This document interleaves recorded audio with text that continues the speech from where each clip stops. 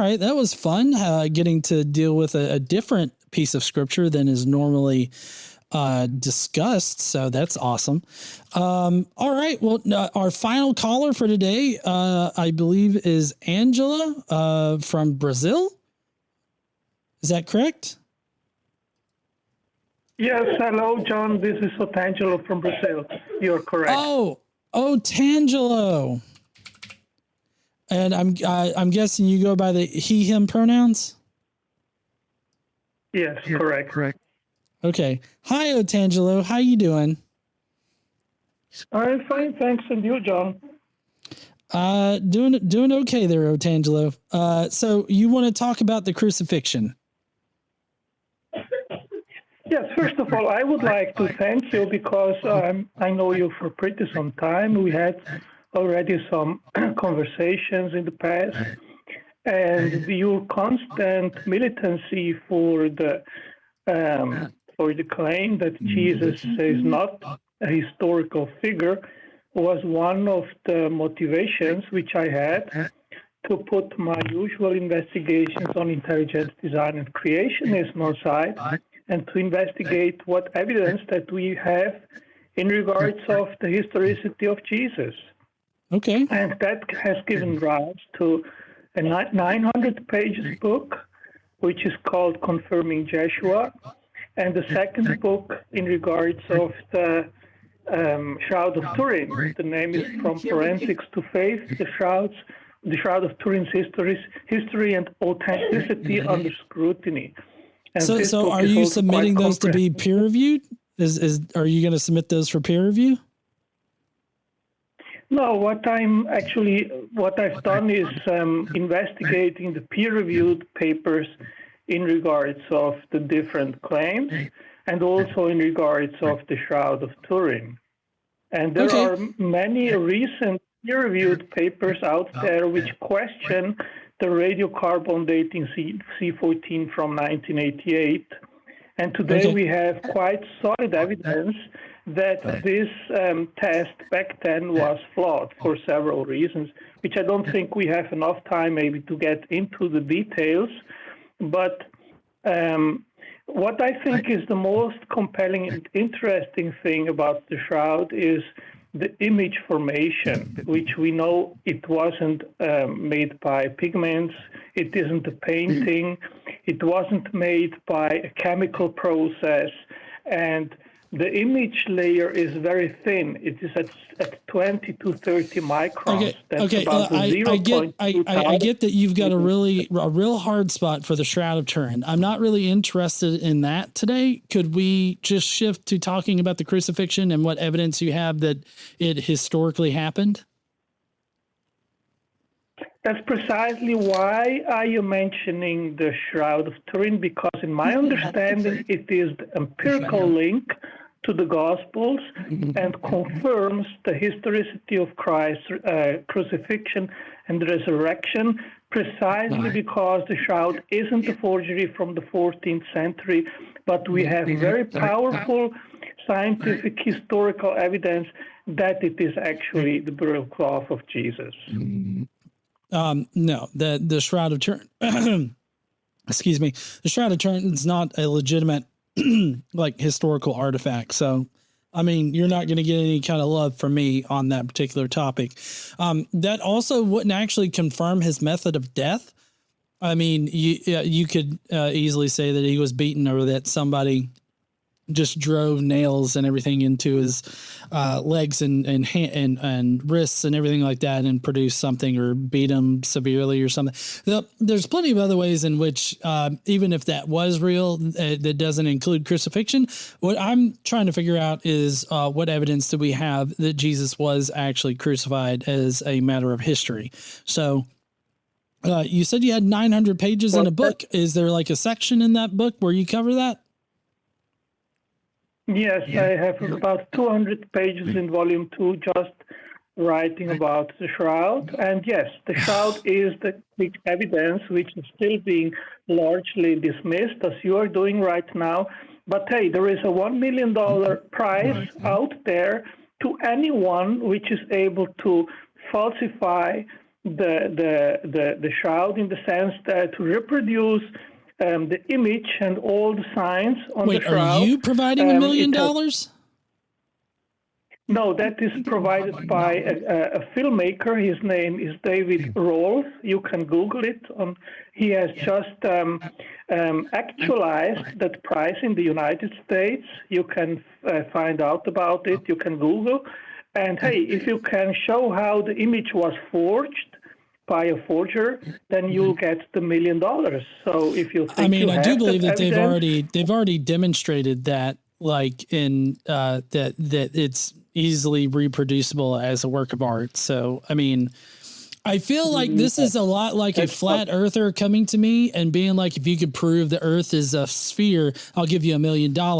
And then it's like, oh, I can provide you all this evidence. And all they have to do is be like, nah, that doesn't actually prove it. So basically you're telling me that you have this question you want me to answer or whatever for this $1 million, and you're not going to accept any kind of evidence whatsoever for it because you're already married to your conclusion that the shroud proves that Jesus died, was buried, resurrected as the Son of God. And so because there's nothing that can disprove that to you, it's not going to be enough. Why would I ever be interested in trying to persuade you away from such a deluded fucking position, Otangelo? Well, if you are claiming that the shroud is a forgery and you have solid evidence how the forger made the image, hey, why are you not going and presenting your evidence to David Rolfe and catch your $1 million prize? Because so far, first of all, I didn't say that I did anything, Otangelo. I didn't say I did anything. I said it has already been done before. Also, I don't give a shit about the Shroud of Turin. I have looked into the Shroud of Turin. It's a medieval forgery when all these other medieval forgeries were popping up all over the place. Like fucking Jesus's foreskin somewhere in Italy. And then there's like other, pieces of the cross spread out all over Europe. And the crown of thorns, like all of these things, people just appeared, popped out of nowhere. It's like, hey, I got Jesus's head thing. And like people just automatically believed it. So I'm not convinced by things that popped into existence in the 10th to 13th century when it was popular to claim that they have found these religious relics. This is not a convincing argument to me. And I'm so sorry you spent 900 pages arguing over bullshit like this. It's just the first one. Yeah. Oh, yeah. He's got a second one. Well, you know, is the second one 900 pages of bullshit as well? Well, the thing is, John, I've also investigated the pre-14th century history of the Shroud, and we have tons of evidence. There is no evidence of the Shroud prior to the 13th, 14th century, whenever it popped into existence. So, I mean, there's you say that you've investigated it, but there's no history of it prior to when it was, crafted. So, I mean, I'm not saying that you're lying, but I mean, obviously you're bullshitting me about that. Well, have you investigated if there is any history prior to the 14th century? Have you spent time doing this? I've thoroughly looked into the Shroud of Turin, and no, there's no reliable history prior to when it popped into existence in the 13th century. Yeah, 14th, can give you tons of evidence. One is, for example, the Pantocrator painting from the 6th century, from 550 AD, and they have that it finds 250 similarities with the Shroud of Turin. I have overlays which demonstrate that. There is also the Byzantine coins. Otangelo, I can get AI to generate an image of a big dick Godzilla trouncing around Jerusalem in the 1st century. Will you believe me then about big dick Godzilla? Well, I mean, the thing is that for what you are telling me, you have actually not spent time investigating this, and you are No, I have. I'm just not taking your call seriously. That's what this is. I'm just not taking you seriously, Otangelo. I don't think that anybody coming to this show where I'm specifically asking about the crucifixion and the best that you can bring me is the Shroud of Turin. I mean, I feel like this is a joke. Like, I know that you're not meaning it as a joke, but it feels like a joke to me because it's fucking ridiculous. And so I'm treating it as if it is ridiculous because you talk about a pre-14th century history to the Shroud of Turin. But from what I can gather, from what I have seen through my own investigation into the topic of the Shroud of Turin, is that there's nothing reliable about the Shroud of Turin prior to the 14th century. Sure, there are claims to like times when it's popped up, but there's not any actual evidence for it. It's all just like hearsay, speculative bullshit. There's no actual real evidence that it existed prior to the 14th century. So, I mean, I get it. You're totally sold on it. That's perfectly fine. Yeah, get your books peer reviewed, and maybe you can win some kind of prize. Well, honestly, John, if what you are saying is such a rock solid case as you are claiming here right now, hey, it should be easy for you to demonstrate how a forger in the 14th century made a photonegative image with 3D information encoded in it, and then submit it to David Rolfe. And hey, he is serious about this. He submitted also the challenge to the Natural Museum in the UK. They have not been able to hand his challenge. Hey, it's open. Price is open. Why don't you just stop making your streams and you want me to just give you a quick explanation? Okay. Cover somebody in a bunch of red paint where, you know, where, you know, it would be representative of somebody bleeding all over themselves, especially at, you know, two points in the wrists and then on the feet, and then wrap them up in a cloth and then leave them there for a little bit and then unravel the cloth. And then boom, there you got your 3D information. You got all that kind of bullshit. I mean, that's just me spitballing. If I were to want to reproduce this, I would just cover somebody in like some kind of paint or pig's blood or something like that, wrap them up in a cloth, and then proclaim that it was Jesus. So, I mean, I'm just saying, Otangelo, like, this is not like rocket science here. And there are studies where they have reproduced something similar to the Shroud of Turin. And I don't think that you have to exactly reproduce the exact Shroud of Turin in order to show that it's at least feasible in order to reproduce it that way. So, I mean, I get it. You're sold on it. I really don't care about the Shroud of Turin. It's not something that's going to convince me. And I can guarantee you it's not something that's going to convince skeptics. John, if you care about truth, what you are saying has actually been tried. There is an attempt from 2009 by Luigi Godless Kelly. You can look it up. He tried to reproduce the shroud, and the result was a disaster.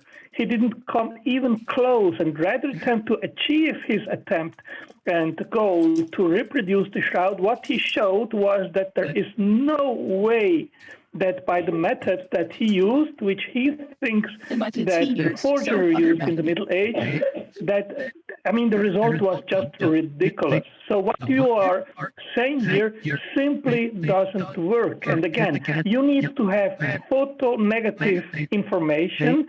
You need to have 3D distance information, and that is simply something which a forger in the 14th century had no knowledge of how to do this. And why would he try to do it? Because you couldn't even see the photo-negative result. That was only unraveled in 1898 when the first photograph of the shroud was made, and they believed that Secondo Pia was cheating because the result was so incredible. And then in 1931, Enrie, he confirmed that Secondo Pia didn't cheat.